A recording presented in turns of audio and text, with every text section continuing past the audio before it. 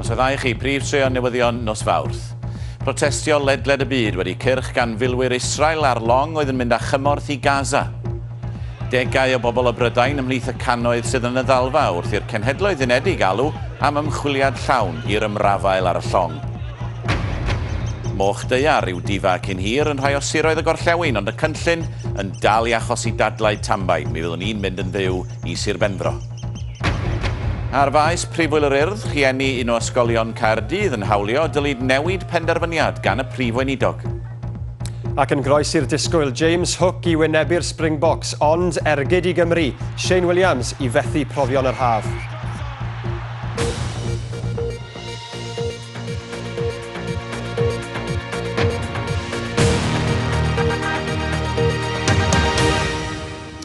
Wedi'r cyrch gan filwyr Israel ar long oedd ar ei ffordd i Gaza, mae yna brotestio mawr wedi bod mewn sawl gwlad.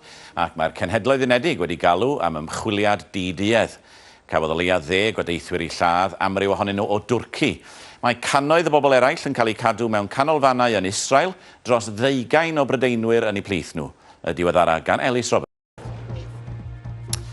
Dyna ni am heno, Gwenfair Griffith yma gyda'r penawdau hwyr, ac mi fyddai nôl nos o fori am hanner awr wedi 7 fel arfer. Ond am y tro, ar ran Rodri a finna a gweddill y tîm. Diolch i chi am wylio, a hwyl fawr iawn i chi gyd.